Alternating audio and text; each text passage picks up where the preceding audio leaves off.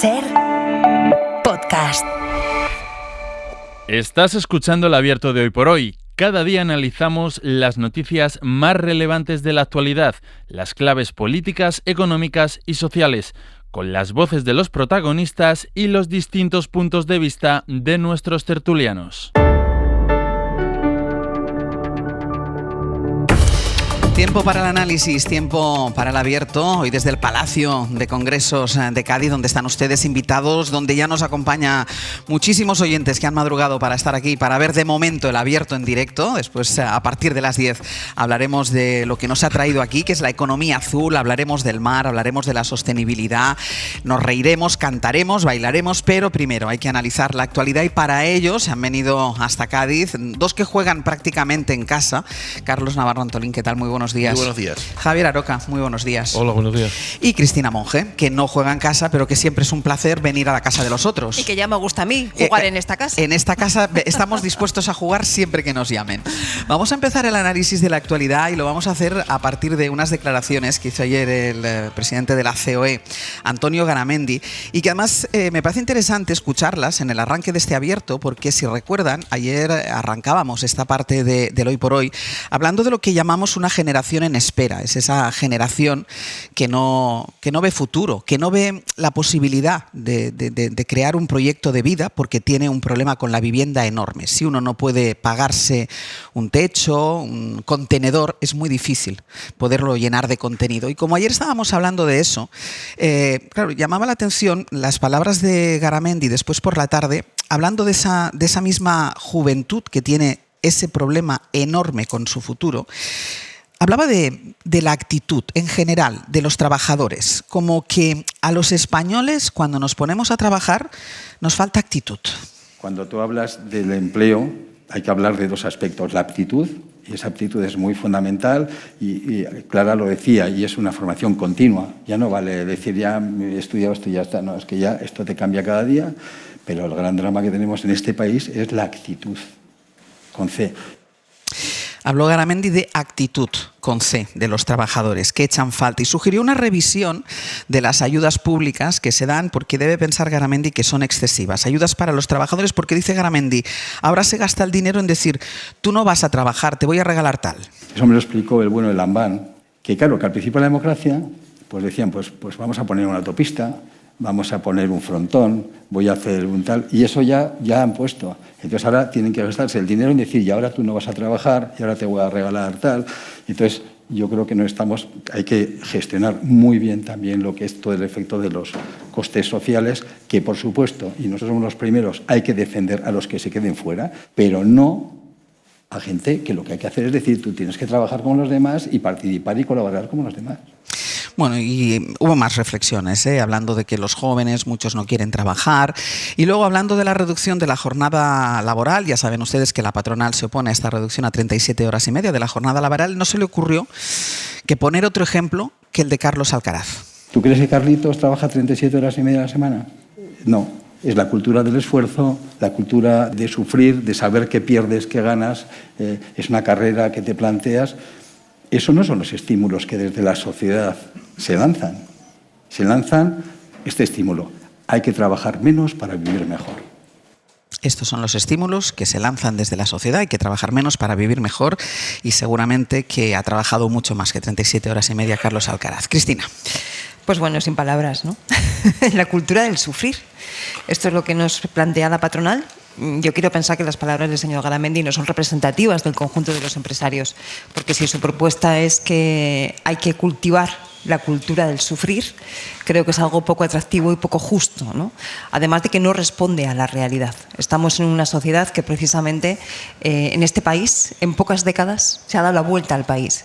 Y le ha dado la vuelta justamente los trabajadores y las trabajadoras que han estado esforzándose y que han conseguido hacer de este país algo absolutamente distinto a lo que era hace apenas 4 décadas. Esto ha supuesto el esfuerzo de mucha gente, la formación de mucha gente y todo un sistema público además que ha ayudado a eso. De hecho, luego hablaremos de los jóvenes, como decías, pero tenemos en estos momentos una generación perfectamente preparada, de las mejores preparadas de Europa, gracias a esa cultura del esfuerzo que efectivamente existe y se aplica día a día. Que pueda haber casos concretos no invalida valida el esfuerzo de una sociedad que cada vez ha ido perfeccionando y cada vez ha ido esforzándose más para construir una sociedad más igualitaria, más justa y más democrática. Yo creo que tenemos que estar orgullosos de lo que entre todas y entre todos hemos hecho, y por lo tanto creo que las palabras del señor Garamendi están muy lejos de la realidad, no nos representan. Yo no me siento representada, ni siento que estén representados las personas que habitualmente yo coincido, mis estudiantes en las aulas, mis compañeros, y es más, incluso algunos empresarios. Incluso muchos empresarios, sobre todo los pequeños y medianos empresarios, que sí, que efectivamente están acostumbradísimos no solamente a la cultura del esfuerzo, sino prácticamente a hacer del trabajo su vida, porque no les queda otra. Por lo tanto, yo creo que el señor Garamendi en estos momentos, esas palabras, yo creo que no representan ni a la sociedad española, ni que efectivamente a una parte de los empresarios. Aroca. Bueno, probablemente no nos represente a nosotros y a algunos buenos empresarios, pero representa a los empresarios porque son los empresarios los que quieren que él esté ahí, que es lo que habría que preguntarse, ¿no? Porque el emprendimiento de este país tiene al frente de su organización más importante a un señor como Garamendi, ¿no?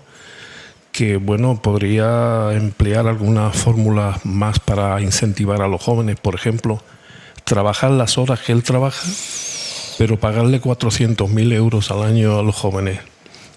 Aquí hay algunos jóvenes y otros que conocemos. Seguramente que si le decimos a esos jóvenes que van a ganar al año 400.000 euros, seguramente sí tienen estímulos. Lo que pasa es que él pertenece a una cultura empresarial que es rayana en muchos casos a la esclavitud. Quieren que la gente trabaje sin horas. Y bueno, en condiciones ya sabemos. Este señor al frente de esa organización se ha opuesto al salario mínimo, se opone al límite de la horario reducción de la jornada laboral y otras muchas ventajas de los trabajadores. Pero eso no se lo aplican a ellos mismos. Y yo cuando veníamos ahora del hotel para acá, que estaba amaneciendo, ya se veían trabajadores por la calle, sobre todo gente de la limpieza, gente de barrenderos y tal, que iban con sus palos y su instrumental de limpieza. A lo mejor este señor, dentro de su ignorancia o lo que es el mundo del trabajo, pensaban que iba al Open de Australia. Digo yo. Sí, lo digo por lo de los palos, a lo mejor pensaba que eran las raquetas, ¿no? O los palos del golf, o sea, es un desconocedor absoluto, pero este es el líder de los empresarios. Y bueno, después por último decir que bueno, al menos ha puesto el ejemplo de un joven, de Carlos Alcaraz, ¿no? Que no tiene culpa de esto, ¿no? Aunque a él bien que le pagan las horas extraordinarias y además seguramente... Y los pluses. Y los pluses y cotizado y estará de alta en la seguridad social durante todo el tiempo, cosas que tanto le gusta a estos empresarios modelos del Estado español, ¿no? Pero bueno, podía habernos puesto de ejemplo a Julio Iglesias o a Juan Carlos, puestos a poner ejemplos gratificantes que son emblemas para la juventud. Claro, todos los jóvenes no solamente quieren ser como Carlos Alcaraz, a algunos les gustaría ser como Julio Iglesias, que empezó, por cierto, de portero del Real Madrid. Y fíjate dónde ha llegado. Y no hablemos ya de Juan Carlos, que goza Juan Carlos.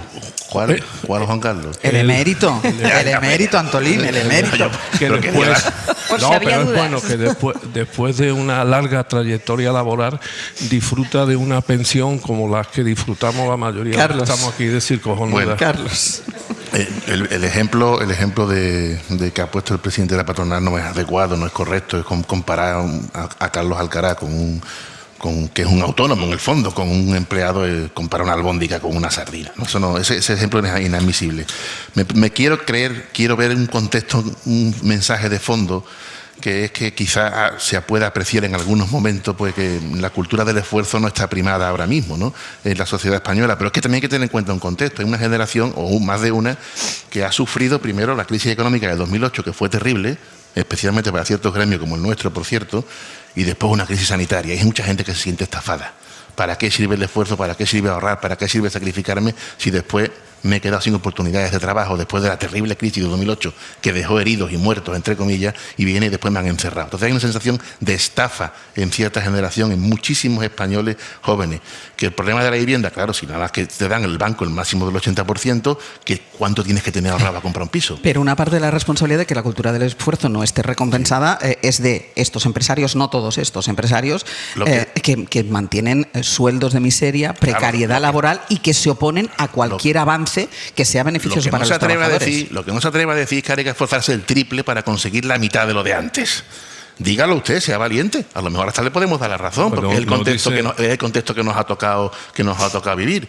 O sea, que no dice la verdad de lo que yo creo que está pensando. Y la verdad tendría que decirla, porque muchas veces hay que decir, mire usted, pues la vida hay que sufrir. Pues claro que hay que sufrir. Otra cosa es que promocionemos el sufrimiento como un valor al alza. No.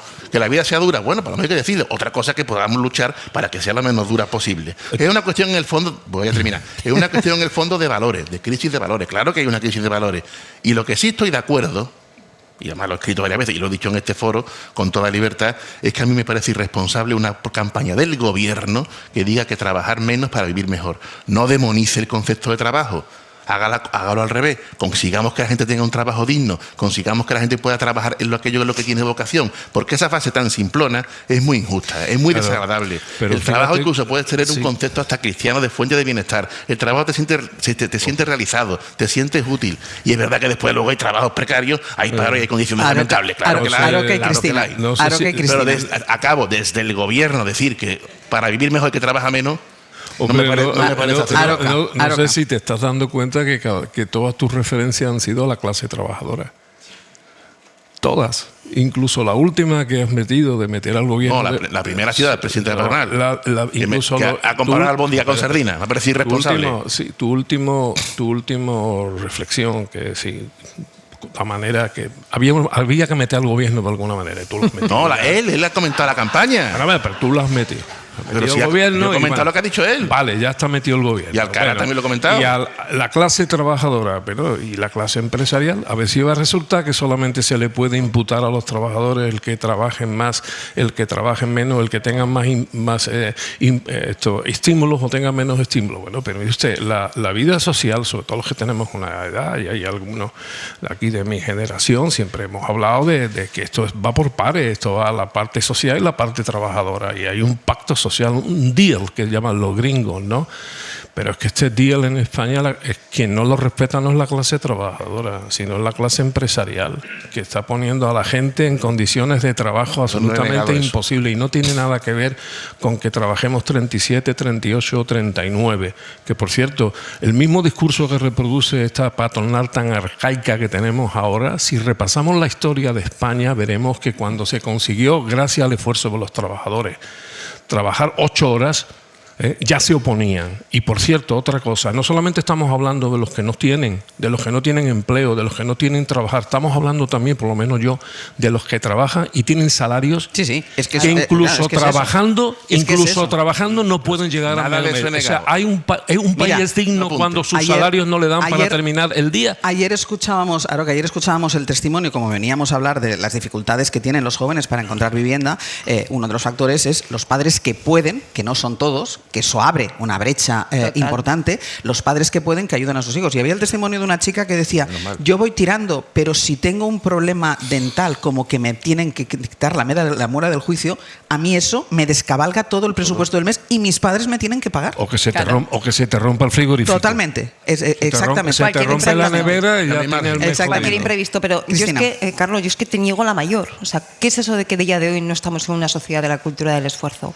1 de cada 3 jóvenes... Exactamente, pero sí, eso lo has dicho. Pero bueno, 1 de cada 3 jóvenes en España en estos momentos estudia y trabaja a la vez. El doble que la década pasada.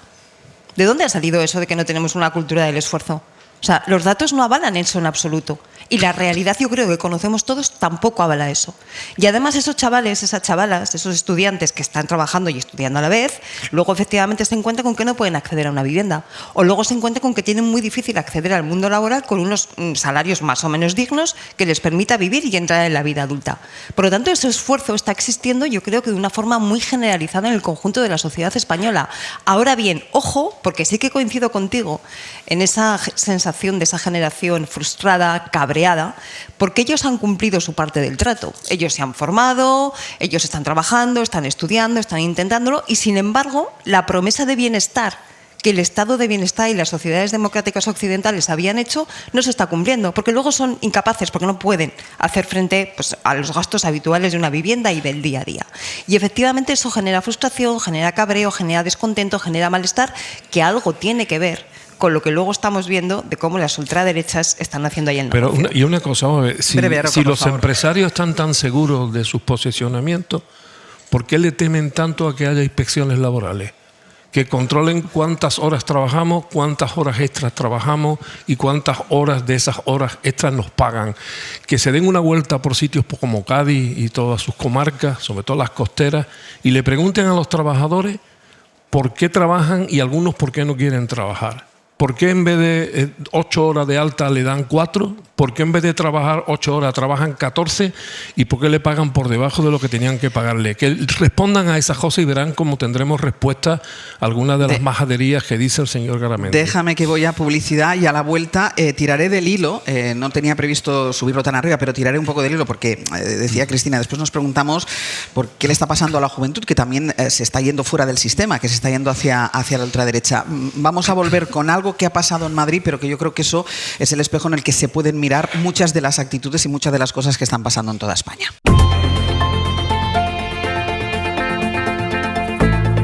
El Abierto. Ser podcast. En El Abierto, desde Cádiz, desde el Palacio de Congresos, con Cristina Monge, con Carlos Navarro Antolín y con Javier Aroca, tirando del hilo, de lo que veníamos hablando ahora. Llevamos también en la SER tiempo hablando de cómo las ideas políticas de muchos jóvenes se están radicalizando hacia la ultraderecha. Lo dicen las encuestas, Vox es la fuerza que más crece entre los jóvenes, sobre todo. Bueno, básicamente varones, y cerca del 30% de los hombres jóvenes prefieren el autoritarismo a la democracia en determinadas circunstancias. Bueno, parte de ese giro hacia posturas más conservadoras e intransigentes tiene que ver primero con las circunstancias, y ahora tiraremos de ahí, pero también de la educación que uno recibe en colegios, institutos y en sus propias casas. Madrid, Roberto Torija, buenos días. Hola, buenos días. Hoy les hablamos de cómo un grupo de profesores de Madrid, que había creado un curso de formación para el profesorado, para enseñarles a los menores cómo hay que hacerlo, ¿no? Para explicar a los menores qué es realmente el autoritarismo, cuál fue su papel en la historia, hablarles de memoria democrática. Bueno, pues estos profesores se han quedado sin esta formación porque el Gobierno de la Comunidad de Madrid lo ha vetado, lo ha retirado y no va a permitir que se imparta. Sí, vamos a escuchar a Cristina Luz García. Ella era una de las ponentes de ese curso, es doctora en Historia Contemporánea y desde hace 10 años es profesora en un instituto público de Madrid. Lo que se encuentra cada mañana en clase demuestra ese acercamiento de los jóvenes a la extrema derecha que apuntan las encuestas. Bueno, pues directamente hay pintadas en mesas, también directamente gritos por los pasillos o en clase, saludos con el brazo en alto. Es decir, que son muy evidentes, no son sutiles. Es un fenómeno que ha empezado a verse en las aulas, según nos dicen, los últimos 4 o 5 años y que no tienen ningún tipo de fundamento académico. Lo único que saben los adolescentes es lo que les ha contado cualquiera en TikTok. Pues yo creo que ese es el problema, que gran parte de ellos repiten consignas que escuchan en las redes sociales y que tienen poco conocimiento. Cuando nosotros nos intentamos hablar con ellos, porque yo creo que los profesores lo que tenemos que hacer es desde la tranquilidad pues enfrentar este tipo de cuestiones con la calma. Pues normalmente ellos no tienen un conocimiento muy profundo sobre el tema, ¿no? Esta profesora nos contaba también en La Ventana de Madrid que muchos compañeros pasan de puntillas por la dictadura cuando toca en el temario para evitar precisamente situaciones de este tipo. De ahí la importancia de ese curso para profesores suspendido por el gobierno de Ayuso. Hablan de veto ideológico. Ahora nos acaba de llegar, hoy mismo me ha llegado un curso que también se va a realizar en este caso en la Dirección Territorial Este, que de lo que versa es la hispanidad, la monarquía. Bueno, pues está claro que que hay una serie de temas que ellos están de alguna manera, yo creo que sí que están utilizando de manera ideológica. ¿Qué dice el gobierno madrileño? Pues que se trata solo de una retirada temporal para comprobar si el contenido se ajusta a las directrices. Los organizadores recuerdan que ya había sido aceptado ese curso para profesores y que incluso había varias personas inscritas. Torija, gracias. Hasta luego. Hasta luego, Cristina. Bueno, cuando estos chavales, estos jóvenes miran al futuro y lo ven como una cosa tenebrosa, tienen una tentación que es mirar al pasado, ¿no? Y si ese pasado lo hubiéramos estado trabajando no ahora, en las aulas, sino durante décadas, pues a lo mejor tendrían un conocimiento más riguroso de ese pasado. Pero ese pasado en España todavía no se trabaja en las aulas. En los cursos de enseñanza secundaria y de bachillerato, sobre todo en los cursos de historia, curiosamente cuando se llega a principios del siglo XX se acaba el curso, no da tiempo a más, ¿no? Y muchos profesores, efectivamente, para evitar conflictos con los alumnos, con las alumnas, con las familias, pues intentan pasar de puntillas, ¿no? No son todos, afortunadamente, pero esto sigue pasando en las aulas. Esto es un caldo de cultivo estupendo para esto que hablamos siempre de la retroutopía, ¿no? Esas ultraderechas que están llevando a la gente a un pasado idealizado que nunca existió, pero al que venden como si fuera la Arcadia feliz. Y lo pueden hacer precisamente porque se desconoce la historia. Por eso la importancia que tienen los cursos de formación de formadores, de formación de profesores, como este que la profesora Cristina, ¿no?, nos decía que se estaba eliminando, y el papel que tienen los docentes, no solamente en la universidad, ojo, ni muchísimo menos, sino en los bachilleratos, en la ESO, en la educación secundaria obligatoria, en los cursos más básicos, para enseñar qué fue la historia de este país y para contar qué ha pasado en este país y para que los alumnos y las alumnas, nuestros estudiantes, entiendan cuál ha sido la historia de ese país. De manera que luego, cuando alguien les cuente que hubo 40 años de férrea dictadura en la que la gente vivía más segura, porque eso se les está diciendo a nuestros jóvenes en redes sociales, ¿no?, donde había una dictadura donde la gente podía caminar por la calle sin que le robaran ni le violaran, donde todos éramos cristianos y no había nadie que violentara nuestros principios y nuestros valores, eso se les está diciendo a nuestros estudiantes en las redes sociales y en otras vías. Entonces tendrían herramientas para defenderse y decir que eso no fue así, ni muchísimo menos. Carlos. Bueno, habrá que esperar a ver con muchísima atención cuál es la resolución final de la inspección que le van a hacer al curso que ha sido retirado temporalmente, según nos dicen, ¿no? Habrá que sí, pero más allá de esto, a mí lo que me parece importante era el testimonio de la profesora, contando cuándo son las actitudes de los alumnos dentro de la clase. A eso voy ahora. Lo primero, habrá que esperar a ver qué ocurre, ¿no?, con un gran interés. Lo segundo, los jóvenes que se van a los extremos es un fracaso.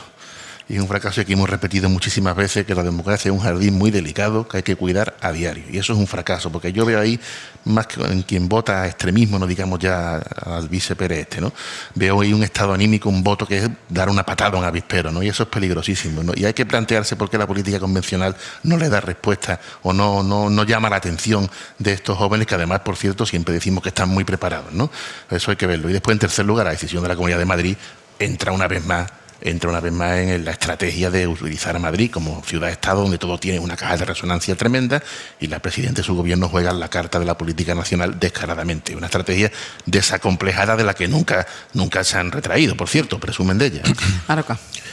Bueno, por esto último, primero, yo creo que Madrid deforma la realidad, y entre otras cosas los medios de comunicación tenemos una cierta responsabilidad, porque parece que lo que pasa en Madrid pasa en todo el Estado español, y es mentira. Es mentira. Madrid es una realidad, el resto del Estado español es otra cosa.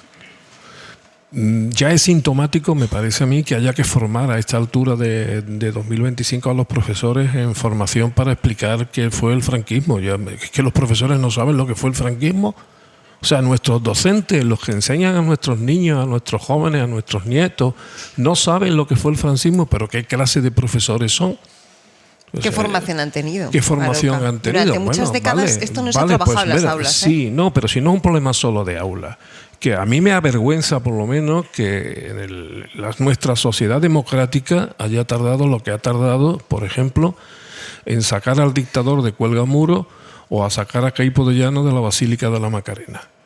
Y con esos argumentos, habiendo gobernado como ha gobernado la izquierda con al menos 2 mayorías absolutas, no conseguimos acabar con el arsenal simbólico del franquismo.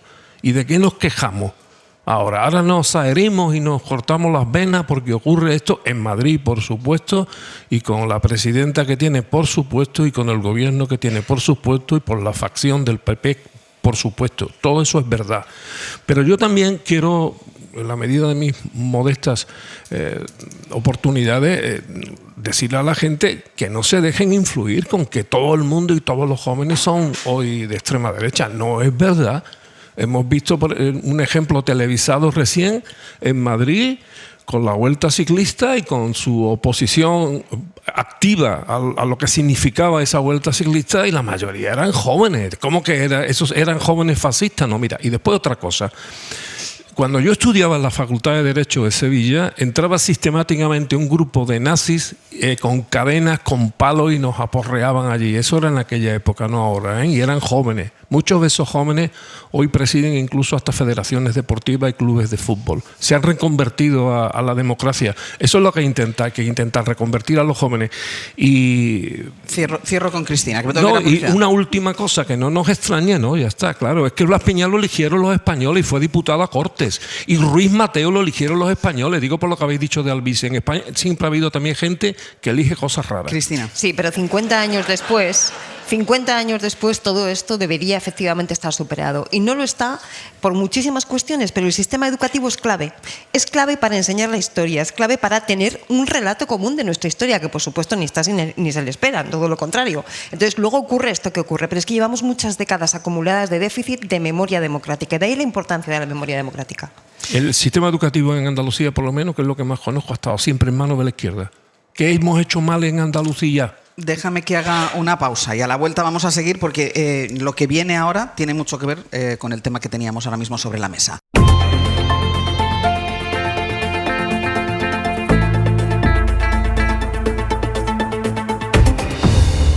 Abierto Cristina Monge, Carlos Navarro Antolini, Javier Aroca desde Cádiz, desde el Palacio de Congresos, y vamos a entrar en el territorio de la inmigración, sobre todo por el discurso que está manteniendo el Partido Popular sobre inmigración, y además este fin de semana hay un encuentro, una especie de retiro de los varones del Partido Popular, y ayer Núñez Feijóo dio las líneas maestras de un plan en relación con la inmigración que busca frenar, dice, el efecto llamada. Lo hizo el presidente del PP en Baleares, donde rechazó las regularizaciones masivas como la principal vía para regularizar a los migrantes. Josué Coello, buenos días. Hola, Ayers, buenos días. Ay, perdona, me he equivocado. Ay, Junquera, buenos días. Nos pasa a menudo, no sé. Nos pasa. No. Sabes que a mí contigo yo no te confundo con nadie, ¿eh? Así me gusta, Ayers. Muy buenas. Cuéntanos cómo se va deslizando ese discurso del Partido Popular sobre la inmigración, ese discurso que se asemeja, y después lo podremos comprobar, porque ayer hubo un acto en el Congreso en la presentación de un estudio, ese discurso que cada vez se asemeja, es más difícil de distinguir lo que dice Alberto Núñez Feijóo, lo que dice el Partido Popular con lo que dice la ultraderecha de Vox. Empieza a ir soltando pildoritas el PP de su plan para ordenar la migración, un plan que parte de esta premisa. El modelo buenista de la integración ha fracasado. Como ser bueno, dice Feijóo, ya no vale, pues os podéis imaginar qué podemos esperar de las nuevas propuestas populares. Por lo pronto, el líder del PP aireó ayer esta idea, discriminación positiva para los hispanos. La hispanidad es compartir vínculos sociales de comportamiento que deben de tener una discriminación positiva. Y quien provenga de otros lugares tiene que comprometerse, primero, por supuesto, a cumplir la ley. Segundo, a respetar nuestras costumbres. Quien no lo cumpla no puede permanecer en nuestro país. Expulsar a los que delinquen, endurecer el acceso a ayudas, prohibir el burka en espacios públicos. Por ahí irá la música de la partitura popular. Una música que suena muy parecida a esta de Iván Espinosa de los Monteros. A inmigrantes cualificados que quieren venir a trabajar en los sectores en los que hagan falta y estén dispuestos a adaptarse a nuestras costumbres sin imponer las suyas. El ex portavoz de la ultraderecha presentaba su think tank, su laboratorio de ideas anoche, diciendo cosas que dice ahora Feijóo y alguna cosa de las que decía antes. El diálogo y el respeto en la vida pública. Venimos a tratar a los españoles como adultos. Política para adultos, llamó Espinosa a la derecha a no confrontar, a ser tolerantes, pero entre ellos. Empecemos todos a ser un poco más tolerantes entre nosotros. Sí, el rival en el que hay que centrarse es otro. No nos equivoquemos nunca de enemigo. Atendiendo a esa llamada, dos miembros de las alturas del PP, Cayetana Álvarez de Toledo y Juan Bravo, pero nadie de la cúspide. No fue, aunque había anunciado su presencia el número 2, Miguel Tellado. Mucho trabajo le excusaba a su equipo. Otros quisieron ver una excusa para ahorrarse una foto incómoda, porque un rato antes de anunciarse la ausencia, aparecía por allí Víctor de Aldama. No estoy mandando ningún mensaje, apoyar a un amigo. Simplemente, yo no estoy aquí para un tema político, vuelvo a repetir, para apoyar a un amigo en este acto. Iba escoltado Aldama por el jefe de Desocupa, pasaron por lo de Espinosa, empresarios, ex de Ciudadanos, escritores, toreros, presuntos corruptores y parte de un PP que estaría encantado con llamar a filas al ex referente de Vox. Junquera, luego vuelvo contigo. Luego hablamos. Hasta luego. Les decía, y lo acabamos de escuchar ahora, la similitud del discurso sobre inmigración de Alberto Núñez Feijóo, en este caso con Espinosa de los Monteros, que es verdad que no está en Vox, pero sigue estando en la ultraderecha. Pero es que ayer, como les decía, en el Congreso, el diputado de Vox, José María Figaredo, presentó un informe de la fundación del think tank de Abascal, Disenso, con el que tratan de argumentar por qué la inmigración no sale rentable en España. Una intervención en la que Figaredo negó de facto la condición de españoles a 2,5 millones de compatriotas compatriotas nacidos fuera de España. Julia Molina, buenos días. Buenos días. Era un acto para hablar de datos que, sin embargo, partía de un dato falso. En España no hay 9,7 millones de extranjeros, como decía el portavoz económico de la ultraderecha, José María Figaredo, sino algo más de 7, según la última estadística del INE, que es de julio de este año. En el año 25, es decir, 30 años después, tenemos una España de 49 millones de habitantes, es decir, 10 millones de personas más, con 9,7 millones de extranjeros. En 30 años, lo que ha sucedido es que prácticamente todo el crecimiento de la población de España ha sido por la inmigración que hemos recibido. Ese dato que da Figaredo de 9,7 millones es en realidad el de españoles nacidos en el extranjero, en países como Alemania, Francia, Estados Unidos, Marruecos o Colombia. Así que lo que hace Vox es negar que 2,6 millones, como dices, son españoles de pleno derecho. El partido de Abascal usó ayer una de las salas del Congreso como plató para dar espacio a Disenso, que es el laboratorio de ideas ultras del partido. Lo que presentaban era algo que llamaban contrainforme y que pretendía desmontar lo que defienden la mayoría de economistas, que los inmigrantes hacen una importante aportación al estado del bienestar. Hasta que en España el paro no llega a cero, no tiene ningún sentido traer inmigración adicional.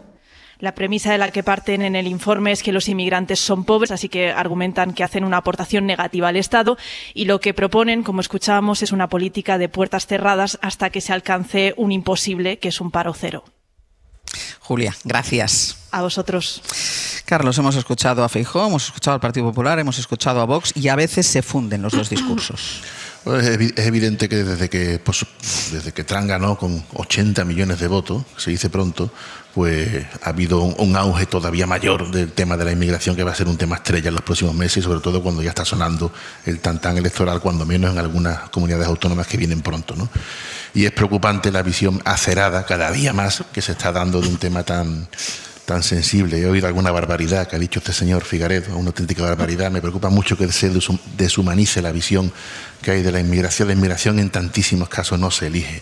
En algunos casos es un intento a la desesperada, un drama humano por conseguir sobrevivir, en otros por vivir mejor, y no se puede dar esa visión acerada. Tenemos en España, ayer lo repasaba, 3 millones de cotizantes, inmigrantes de la Seguridad Social. Si no fuera por los inmigrantes, ¿cuántos negocios no se vendrían abajo? ¿Cuántas actividades no se podrían realizar? Y hasta conventos que se hubieran disuelto. Cuidado, que tanto que nos gustan los dulces de monjas, pero si no los hacen las inmigrantes, es que hasta eso, cuidado, es que hasta eso. No se puede dar esa visión deshumanizada de... Es muy triste. ¿Qué hace falta? Pues hace falta mucha educación, mucha concienciación y, por supuesto, tienen que cumplir la ley. Claro, los inmigrantes y nosotros, todos tenemos que cumplir la ley, pero nos hartamos de denunciar cuando un inmigrante no cumple la ley, pero no contamos la cantidad de trabajo que algunos de nosotros no queremos hacer y que hacen ellos, la cantidad de negocios que salvan. No, demagogia en este caso no, sobre todo, como siempre digo cada vez que tratamos este tema en el abierto, porque en tantísimas ocasiones hay verdaderos dramas humanos y no se puede hablar así de las personas. Es muy importante esto que dice Carlos. A mí me cuesta hablar de la migración solamente en términos económicos porque creo que se desvirtúa el debate. Aquí no se trata de importar mano de obra, se trata de acoger personas que generalmente huyen de situaciones malas, muy malas o desesperadas, ¿no? Pero incluso desde el punto de vista económico, no lo digo yo, lo dice el Banco de España, según sus últimos informes, los migrantes aportaron entre el año 2022 y 2024 aquí en España el 25% del crecimiento del Producto Interior Bruto. Entonces, no son datos nuestros ni son datos de una ONG de solidaridad, son datos de informes del Banco de España. Entonces, efectivamente se confirma que sí que están generando riqueza. Pero más allá de eso, a mí me preocupa mucho ese concepto de la migración que está deslizando ahora mismo el Partido Popular, porque lo que nos está planteando es una España absolutamente uniforme. Porque dice, solamente tenemos que admitir a aquellos migrantes que se acerquen, ¿no?, a nuestra cultura, a nuestra forma de vida. Ya, pero entonces, ¿qué es España? ¿Es un país solamente de católicos?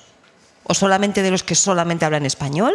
¿O qué es ser español entonces para el Partido Popular? ¿Qué tipo de migrantes hay que atraer? ¿En qué consiste eso? ¿Los católicos que hablan español de esos países también son hispanos o no? ¿O cómo va esto, no?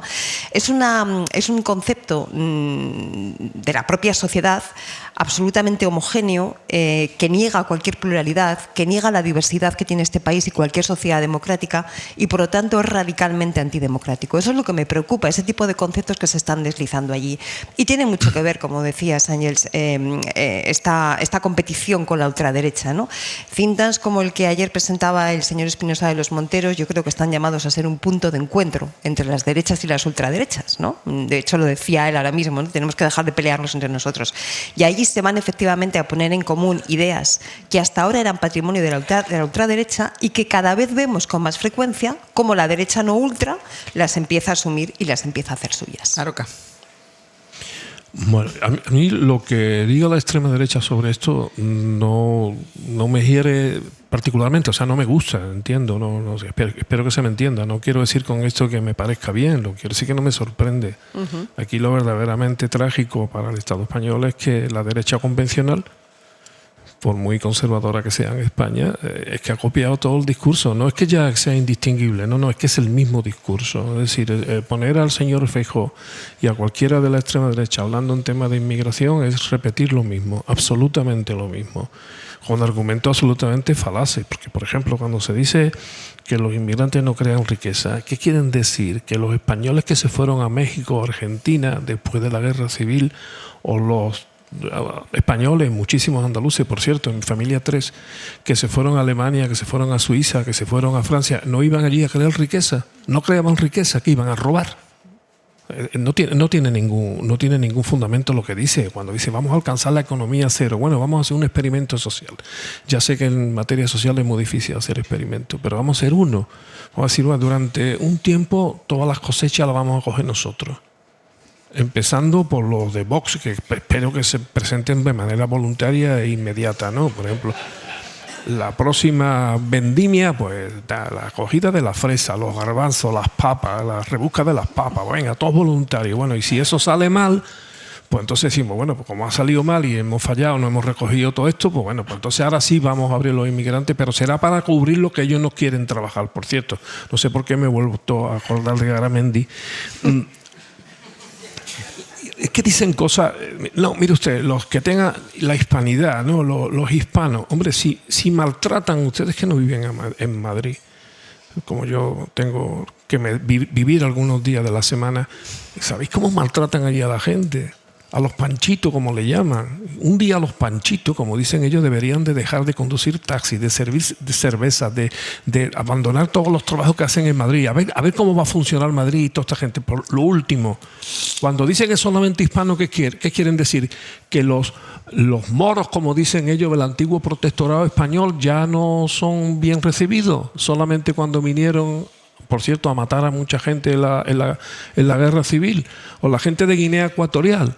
Tampoco son bien recibidos ni los filipinos, que por cierto están también copando muchos trabajos. Veníamos de hablar de cómo se funden en muchas ocasiones el discurso sobre migración que defiende el Partido Popular, con el que defiende la ultraderecha, con el que defiende Vox, y eso, a pesar, y decía ahora una cosa, dice, yo de Vox me lo espero, que yo creo que a Vox lo que hay que hacer es combatirle lo que hacía Julia Molina, nuestra compañera, es combatirle con los datos, es decir, ante cualquier mentira poner sobre la mesa los datos que son ciertos. Decía Aroca, me sabe especialmente mal que la derecha tradicional, la de toda la vida, vaya escorándose hacia este discurso. Si es por electoralismo, Cristina, vemos que no le está saliendo bien, porque estamos viendo como todas las encuestas marcan esa tendencia del auge de la ultraderecha a costa de los votos del Partido Popular. Claro, y no será porque no hay cifras que atestiguan esto. Por eso mismo lo digo. Y sin embargo, la estrategia sigue siendo esa. Mira, lo que conocemos de las cifras es que en estos momentos, depende de la encuesta, entre 750 y 1 millón de votantes pueden estar yendo del Partido Popular a Vox. ¿Qué característica tienen estos votantes? Que son aquellos que se sienten más crispados, más enfadados, más virulentos contra el gobierno y que de alguna forma están más afectados por este clima de crispación que hay que vivimos en estos tiempos, ¿no? ¿Y qué está haciendo el Partido Popular? Alimentar eso. Alimentar ese clima de crispación, de beligerancia, de cabreo permanente, de tal manera que acaba, entiendo que sin querer, involuntariamente, pero acaba poniendo una pasarela a ese votante conservador que está tan cabreado que para ellos, teniendo el original, no van a ir a la copia. Por lo tanto, ¿qué hacen? Deslizarse hacia Vox. Bueno, eso las encuestas lo vienen diciendo ya hace unos cuantos meses y seguimos viendo cómo el Partido Popular sigue en esa estrategia. Pero es que ha pasado en otros países europeos. O sea, ya sabíamos cuál era la dinámica. Es verdad que España podía haber sido una excepción, pero las cifras nos dicen lo contrario. Por lo tanto, lo que es sorprendente es que el Partido Popular siga insistiendo en esta estrategia cuando ya hace tiempo que se está confirmando que los números no les dan. Fíjate qué curioso. en los peores momentos del conjunto de la izquierda, acordaros, junio, julio, ¿no? Todos los casos de corrupción alrededor del PSOE, otra parte de la izquierda absolutamente peleada entre ellos, es decir, en el peor momento, en el peor escenario para la izquierda, el bloque de la derecha sube, pero sube por Vox, porque el Partido Popular, depende de la encuesta, o se estanca o incluso llega a bajar un poquito. Es decir, estamos en una estrategia que desde el punto de vista de los intereses de los populares es radicalmente errónea, pero sin embargo persisten en ella. Entonces, no sé, igual tienen alguna fórmula o alguna cuestión mágica que los demás no entendemos y que al final conseguimos comprender. No claro, que pedías la palabra. Sí, no, yo pienso que el problema de la derecha es que no tiene ideas.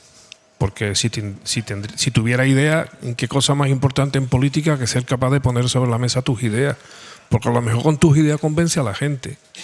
Pero es que no hay idea. Cada cosa que hace el gobierno o que propone alguna de las fuerzas parlamentarias, lo que proponen es confusión, crispación y esa pelea que tratan de hacer, como has dicho tú, de contrarrestar a la extrema derecha. Pero yo creo que nos están engañando. Lo digo ciertamente. Por temor, por imprudencia, por irresponsabilidad, yo creo que las encuestas lo que dicen es que hay una gran pelea dentro de la derecha. Pero yo no me creo que nadie verdaderamente progresista, diré más, alguien verdaderamente demócrata, ni siquiera de izquierda, esté dejándose seducir por lo que propone la extrema derecha aliada con el Partido Popular. No lo creo. Tengo mucha confianza en el pueblo. Creo que el pueblo piensa otras cosas. Y lo que está pasando en la derecha es eso, una pelea por el poder dentro de ellos. Yo creo que probablemente la izquierda esté desconcertada, esté, como siempre, peleada entre ella, pero yo creo que hay una masa muy importante de demócratas en este país que no están dispuestos el que el Estado español vuelva otra vez a los tiempos tenebrosos de la dictadura, porque ¿qué se diferencia los mensajes que está transmitiendo Vox, aliado muchas veces con el PP, con lo que sufrimos en los tiempos antidemocráticos, cuando no había nada, empezando por la libertad de expresión que no existía? Bueno, yo creo que eso es lo que hay que combatir, Y antes hemos citado varias veces la figura de Espinosa de los Monteros.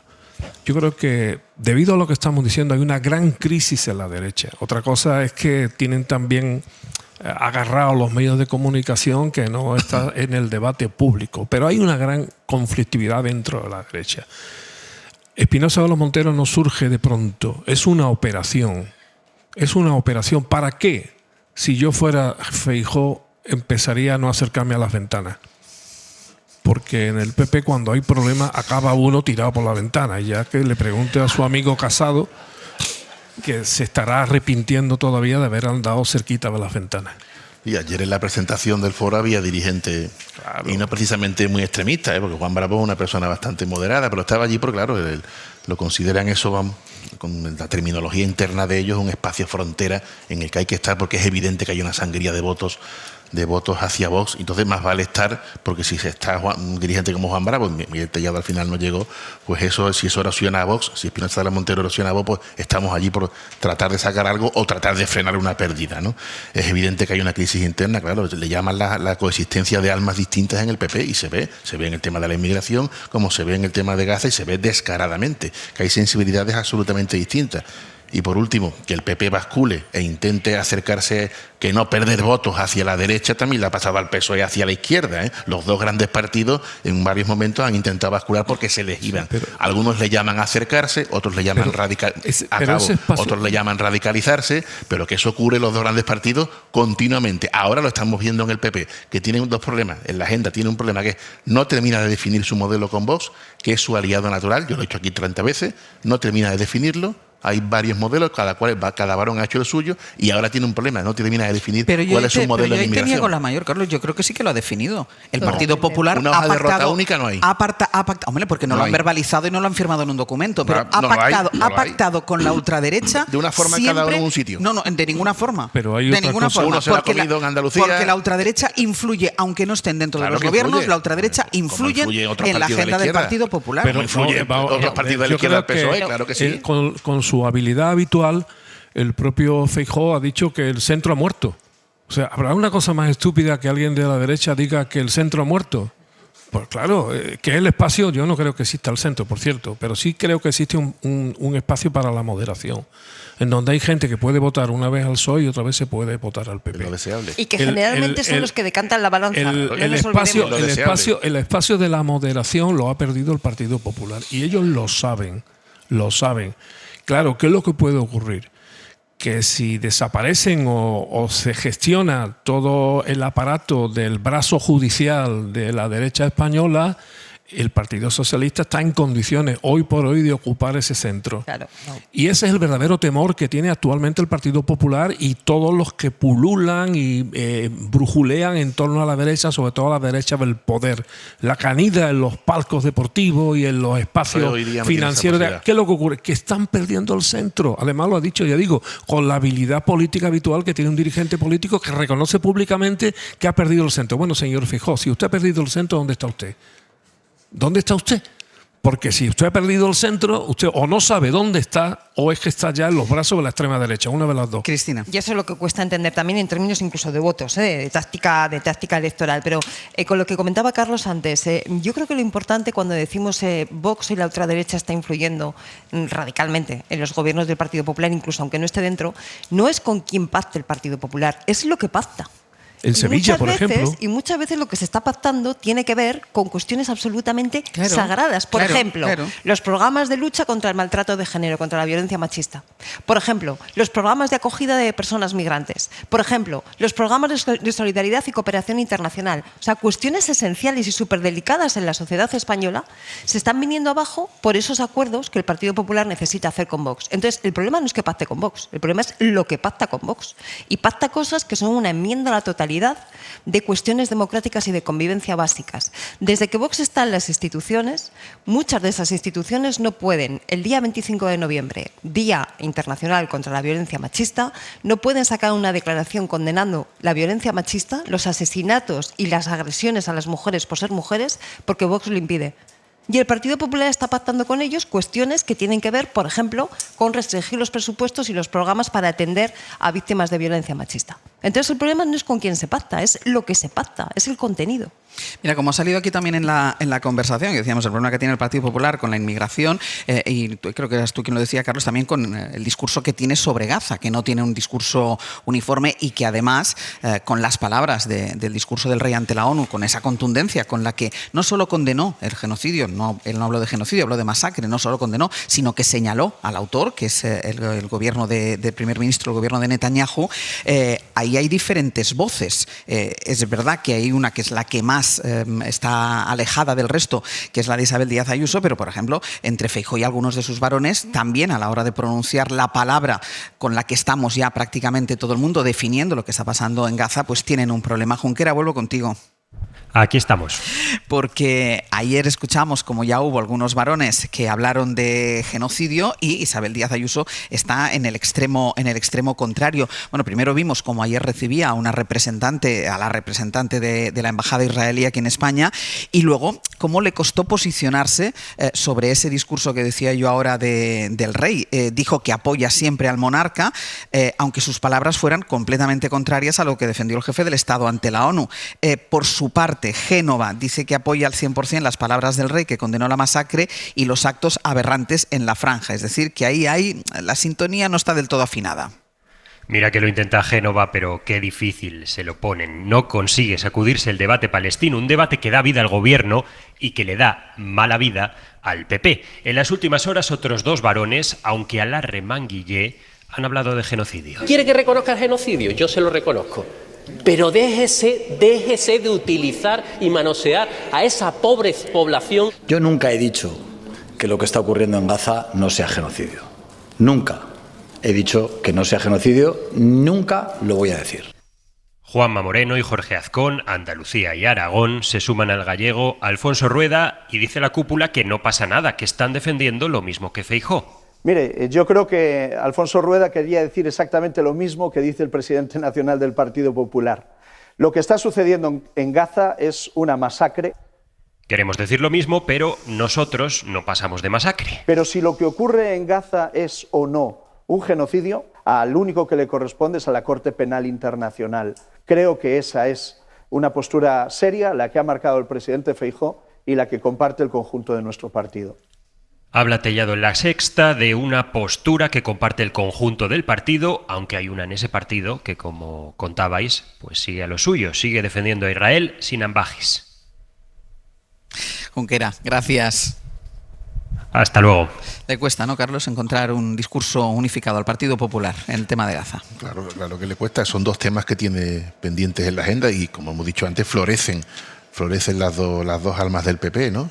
Hay una alma moderada, vamos a decirlo así, que está Feijóo, Rueda, el andaluz, el gallego, Azcón, y está el alma del PP de Madrid, de Ayuso, ¿no? Que tiene un discurso hecho para su parroquia, perfectamente pensado para su parroquia, que no sabemos si le daría crédito fuera de Madrid. El otro día se lo preguntábamos en una entrevista y ya está convencida de que sí, pero hay mucha gente que duda de eso. Por lo demás, yo estoy de acuerdo con quien ha dicho que si es genocidio o no, es verdad, corresponde en un término legal a la Corte Penal Internacional. Eso no quita que haya quien quiera denunciarlo ya y calificarlo como genocidio en el uso de su libertad, y quien no, como el rey, que no lo ha hecho. Un discurso del rey, por cierto, impecable. Y dicho sea de paso, al rey le viene muy bien que hasta Vox lo critique, porque al rey no le interesa nada vivir solo del aval de la derecha. De todas formas, como hablamos mucho, y si se pronuncia o no genocidio, tiene mucho que ver con la importancia de las palabras, sí, de lo que se usa. Yo también la importancia de la palabra moderado, porque seguir incorporando la palabra moderado después de Alberto Núñez Feijóo, yo no sé si es lo más acertado ahora mismo. Bueno, está endureciendo su discurso, es obvio, desde el Congreso. Se está desmoderando. Desde el Congreso, paulatinamente, veremos cómo acaba el proceso en este caso. Pero desde el Congreso es verdad que metió más halcones y le dio un gran poder a Miguel Tellado, que aparece ya, dicho sea en el lenguaje de Óscar Puente, como el puto amo de Génova, ¿no? A mí no me gusta la expresión, pero ya que se utiliza. Pero bueno, vamos a ver cómo evolucionan los próximos meses cuando se vaya acercando la consulta electoral, si se desmodera más o no. No, hombre, para los que dudan de que sea el genocidio y que no todo el mundo tiene que saber de derecho, yo propongo que se lean el Código Penal, el español, no de la Corte Penal Internacional, el español. Creo de memoria que es el artículo 607, donde define perfectamente qué es el genocidio. Y el que quiera saber todos los estadios posibles del genocidio, que se lea el convenio de 1948 sobre prevención y sanción, es decir, hay dos fases, prevención y sanción del delito de genocidio. 1948, firmado por el Reino de España. Por tanto, no hay que acudir a los discursos. Otra cosa, el rey no puede ir a las Naciones Unidas y hacer un discurso distinto del que haga el presidente del gobierno de España. ¿Por qué?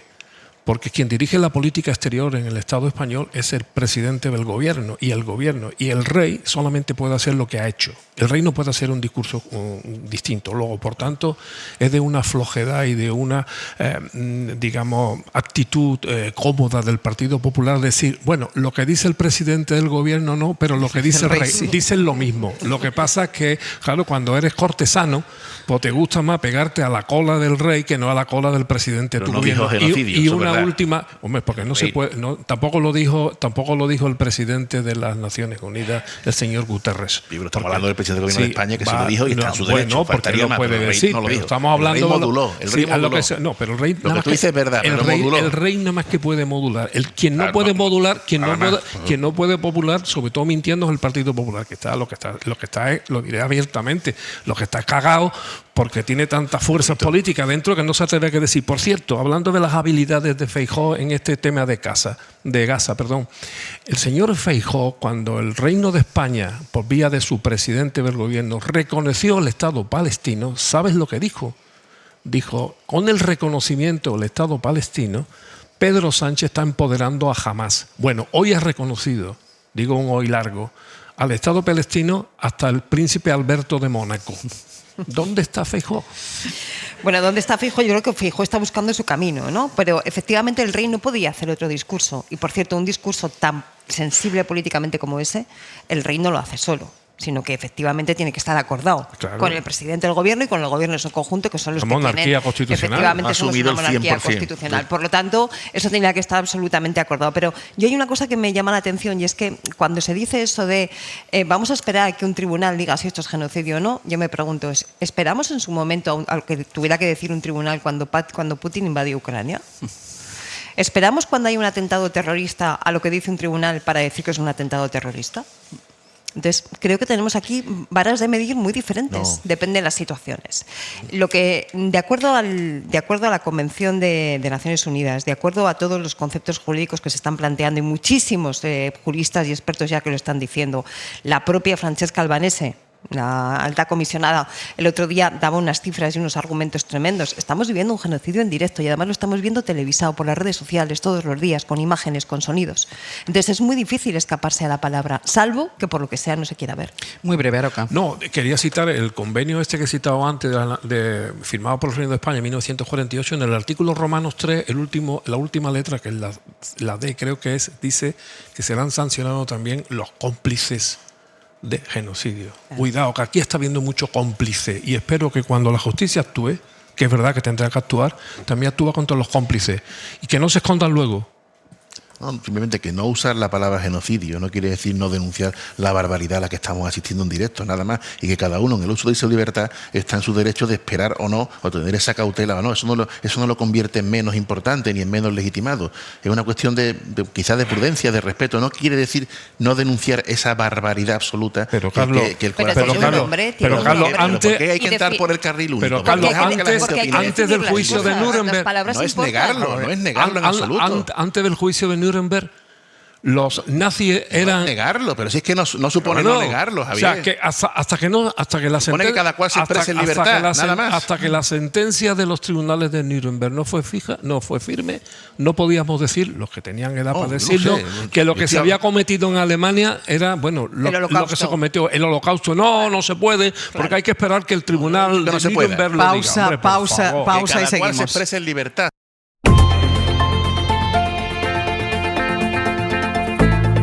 El Abierto.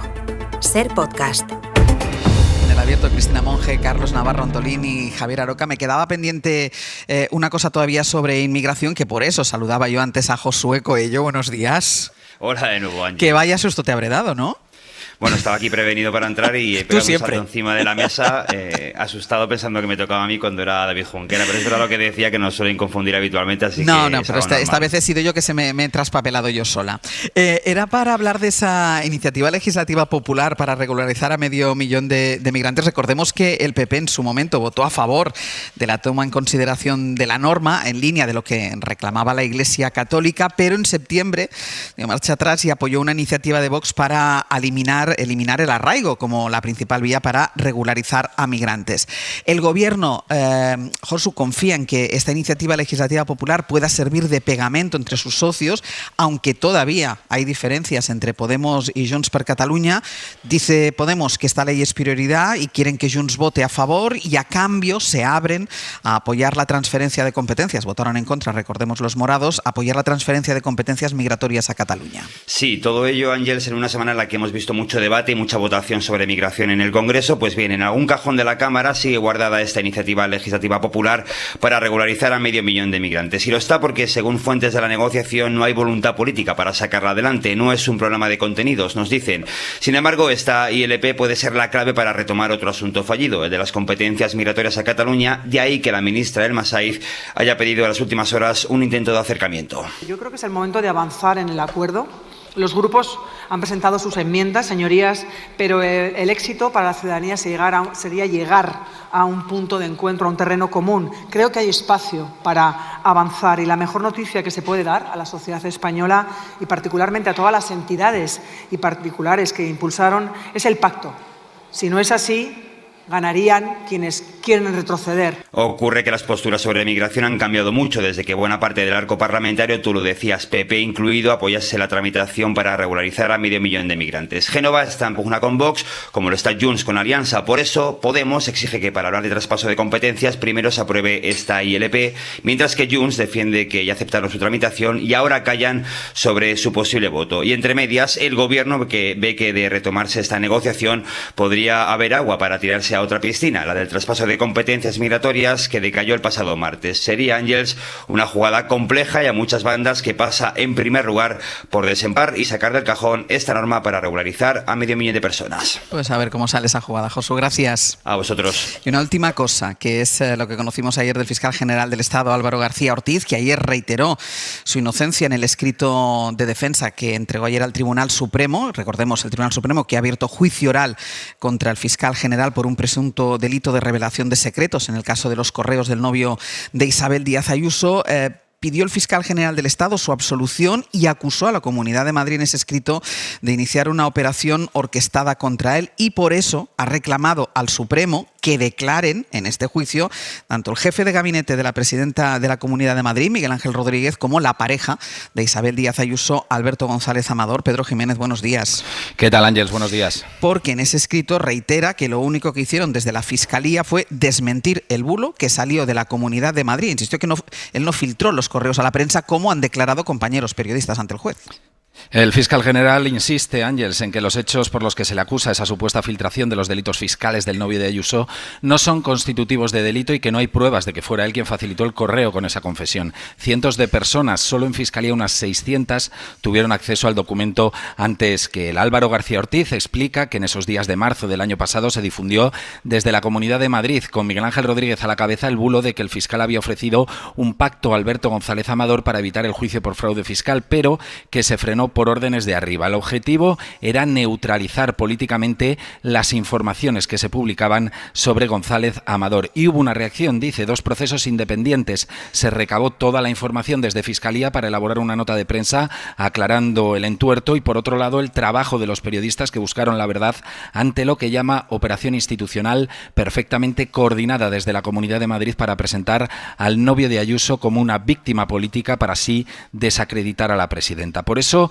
pide que declaren en el juicio Miguel Ángel Rodríguez, Alberto González Amador, juicio que será en noviembre, un tribunal formado por 7 magistrados, 4 hombres y 3 mujeres. Pedro, gracias. A vosotros. Claro, es que a veces se nos olvida, ¿no? Que el origen de todo esto fue un bulo que salió de la Comunidad de Madrid, que la Fiscalía quiso desmentir. Y claro, todo esto es que todavía no ha prestado declaración el origen de ese bulo, que es Miguel Ángel Rodríguez o el novio de Isabel Díaz Ayuso. Mira, estos días he estado revisando algunos itinerarios de algunos juristas muy buenos de este país, y yo, que estoy formado en esa disciplina, cuesta trabajo de entenderlo, y a la gente no se le puede exigir que lo entienda porque es muy complicado. Aquí lo que hay que discernir es si se trata de una cuestión procesal desde el punto de vista jurídico o una cuestión política. Y lo que late en el ambiente es que aquí hay más política que ley. Y es lo que hay que descartar inmediatamente. Porque claro, ya a mí me sorprende, al hilo de lo que muchas veces se dice, que la justicia está politizado, que no está politizado, que el debate en algunos medios de comunicación sea cuántos conservadores hay en el tribunal que lo va a juzgar. Luego, por tanto, ¿de qué estamos hablando? De que está politizado. Porque si el temor es que la mayoría de los jueces son conservadores, es decir, son de derecha, pues uno se toca la ropa y la sotana también en algunos casos. Lo que hizo ayer el fiscal general en ese recurso es poner negro sobre blanco lo que se sabe por los medios de comunicación y lo que venimos hablando desde hace meses. A mí hay un tema que me tiene realmente perpleja, ¿no? Y tengo muchas ganas de ver cómo acaba. Son esos periodistas que fueron en la fase de instrucción a decir, oigan, que nosotros teníamos esa información antes. Y no por el fiscal. Claro, antes y no por el fiscal, ¿no? En fase de instrucción, aunque se mienta, no tiene la obligación el juez de abrir un procedimiento sancionador contra esos periodistas. Pero si ahora les llama a declarar, como es previsible ya en la fase del juicio, y esos periodistas van y vuelven a ratificarse en esa idea, ¿no?, de que nosotros teníamos la información y no precisamente por el fiscal general del Estado, ¿qué va a hacer el juez? ¿Les va a abrir un procedimiento por haber mentido? Entonces, tengo allí esa duda, ¿no? Que, bueno, vamos a ver cómo se resuelve. Pues dudo, yo dudo, Carlos, que es muy sano. Brevemente, el fiscal general del Estado está en su absoluto derecho de trazar la estrategia de defensa que considere más oportuno y de defenderse gato panza arriba, en su perfecto derecho.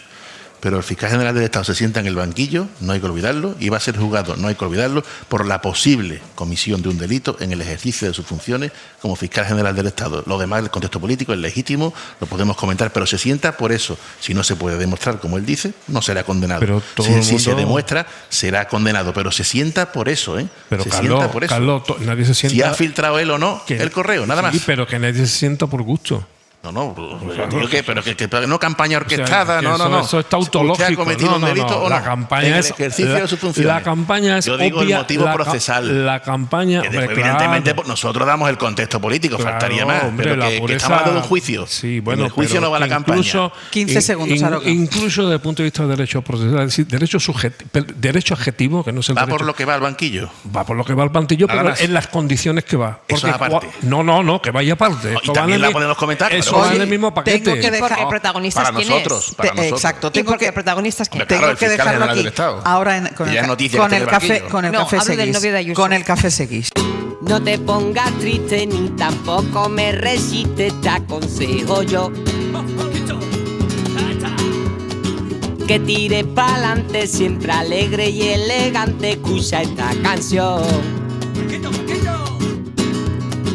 Pues ahora sí, ponemos punto final a este abierto. Javier Aroca, Cristina Monge, Carlos Navarro, Antolín, muchísimas gracias. Un gusto. Podéis seguir discutiendo, un aplauso para ellos, Bueno. que se lo han ganado, ¿eh? Vale. Nosotros hacemos una pausa y volvemos para hablar de sostenibilidad, para leer en voz alta y para hacer un concurso. Para no perderte ningún episodio, síguenos en la aplicación o la web de la SER, Podium Podcast o tu plataforma de audio favorita.